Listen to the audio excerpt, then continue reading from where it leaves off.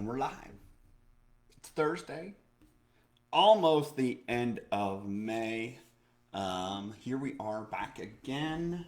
It's another great day in the world. I feel like Mr. Rogers. It's a great day in the neighborhood, something like that. Wonderful day in the neighborhood. Won't you be my friend? Something, yeah. Cheers to a beer for you. Good morning, guys. Good morning, and we are live, coming at you back again from Spokane, Washington. Welcome, guys. Give you some time for Facebook to kick in, do all that good stuff. Have I told you guys about this book? Never Split the Difference. If you haven't read it, it's a really interesting read, and there's some really good stories.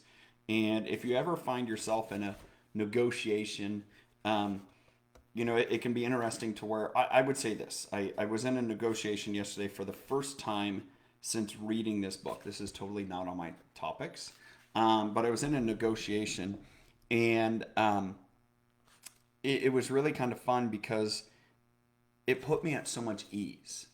I don't know if you guys have ever been nervous in a negotiation situation, whether you're trying to purchase something or you're trying to negotiate with someone to, sell them something. But if you've ever found yourself nervous, if you've ever felt yourself like, not in control of the situation, whether you let the emotions get the best of you, I highly recommend this book.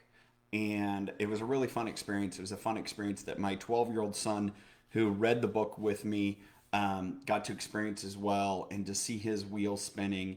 And we didn't necessarily get the ultimate price we were asking for, but yet he learned a lot in the process. So, anyways, okay. That isn't what I had planned to share with you guys, but I saw this book sitting here, so I thought I would just mention it. Anyways, guys, welcome. I've been doing a lot of learning lately. Started reading a book. I know yesterday on Ask Me Anything, Cassandra said, "What's the next book you're going to read?" And I listened to The Magic of Thinking Big by David Schwartz yesterday. And it was funny, and I need to send my mentor a message, the one who recommended the book to me, because it's funny as I read these books that he recommends. The World's Greatest Salesman by Og Mandino. You have, the Magic of Thinking Big, Think and Grow Rich, and How to Win Friends and Influence People. Some of the, greats and, the older books. As I read them, I'm just blown away by, I feel like I'm just sitting down having a conversation with him. And he has this kind of quote, this mention that said, the first time you read a book, you mark it. You highlight it, you make notes, you underline whatever, and then he'll go back and reread it a second time and let the book mark him. And it was really, again, interesting as I was reading that book. But what's funny about all that is everything that I've learned, everything that I've read, everything that I've kind of participated in the last 2.5 months. It's been 2.5 months since we got back from our trip to Israel and started into this new world. And it's been about three things. It's been about action, it's been about belief, and it's been about courage. The ABCs of life. I couldn't, it was just so funny because this morning I read another, quote, and this quote was from, John Maxwell. And let me see if I can pull it up here quick to read it to you. And essentially, this is how I take it. Courage can be in the small choices that we make each day, in doing something despite being afraid of it. And one of the things that I've seen with courage there is courage compounds. The more courage that you display, you start with little things, and then all of a sudden you're like, oh, that wasn't that bad. And all of a sudden you do the next big thing, and you're like, oh, that was okay. And then all of a sudden you find yourself having courage to do something crazy, something that you're just like jumping off a bridge. Done it. And what's funny about that is when I was in New Zealand in college, I studied there for a semester abroad, and a group of my friends and we decided that we were going to go bungee jumping. And I had no desire. And previous to that, any roller coaster scared the out of me. Just like so nervous, tingly fingers, even still going across big bridges, like tall bridges. I will get clammy hands. Okay, going up certain high buildings, and going. It's funny getting close to the edge of something if it's windy and you can feel it shaking. Even right now, my hands are getting clammy just thinking of it. I'm not nervous. It's that feeling, and so the bungee jumping experience was quite crazy.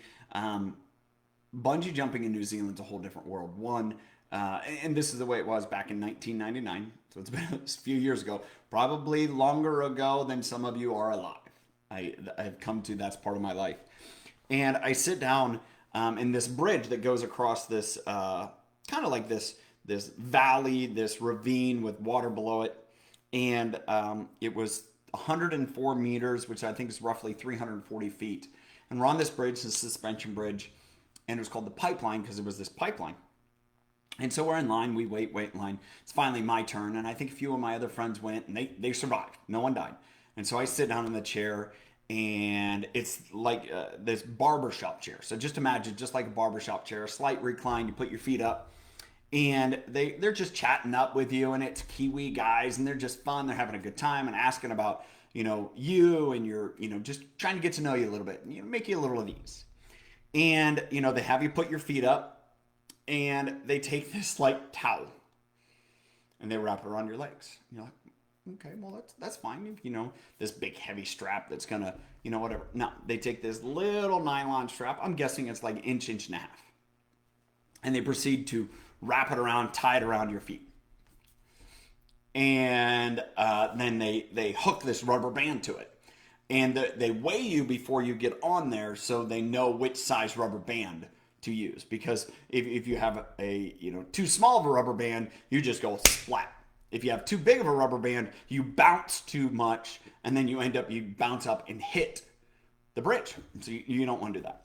And so they hook this rubber band onto you with this little carabiner and this nylon strap, and you're like, oh, well, how they do it in New Zealand, okay?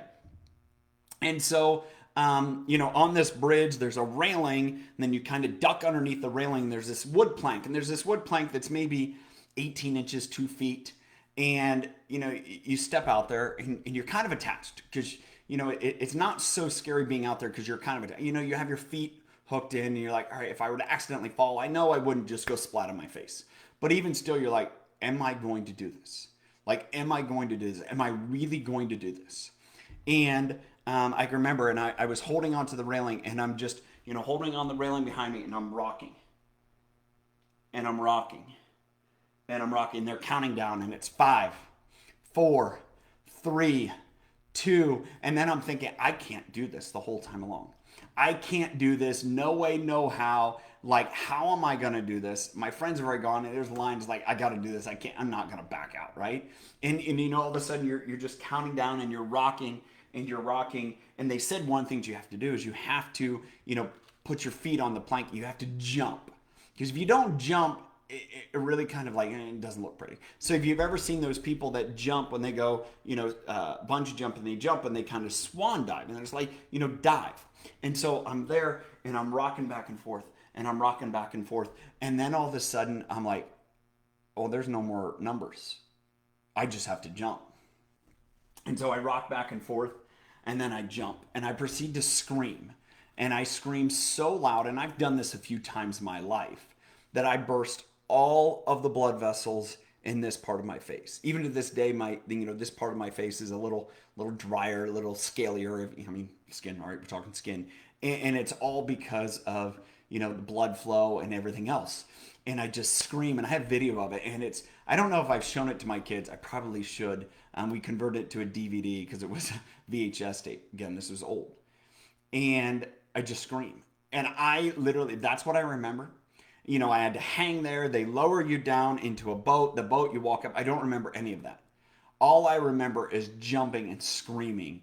And this is the one thing that lesson told me. And I saw this play out in the rest of my life.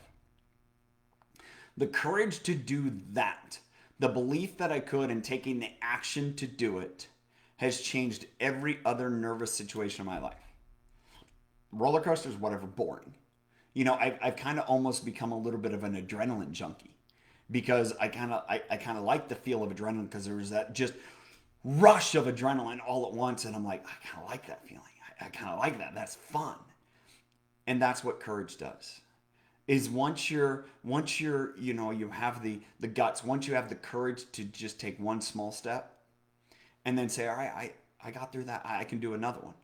And you have the belief that, you're going to make it through. And you know what? Even if you fail, guess what? You only fail if you try. If you don't try, therefore you don't fail, you don't get anywhere. And so if I encourage you guys in any way, anyhow today, is just take action, believe, and have the courage to do it. And if you follow those ABCs, I can guarantee you're going to end up in a different place. You're going to end up somewhere 5 years from now that you never would have imagined you were at. But I can guarantee you will overestimate what you'll get done today. But you will classically underestimate what you can get done in 5 years. And that is courage, and that is belief, and that is action. And one of the greatest superpowers in the world. If you can inject any single person with one thought that will absolutely, overwhelmingly change their life. I've seen it. I've seen it positive. I've seen it negative. You take it away and they'll shrink. You give more of them and they just all of a sudden are like bulletproof. And that's belief. So with belief, you have courage, you take action, and you just follow that cycle. And if you fail, guess what? You follow that cycle and have the courage to get up and try again, and to get up and try again. Michael Jordan just got done with his Last Dance, and whether you call it a TV show, whether you call it a documentary, what do you call it, whatever. There's some people that want to take kind of consideration to bits and pieces of it. He took a lot of shots. He missed a lot of shots, but he was willing to continue to take shots. He's missed more game-winning shots than most people have taken. And yet, he was one of the greatest at his sport ever. And he kept trying. And he also realized along the way it wasn't about him, it was about others and bringing them into that journey.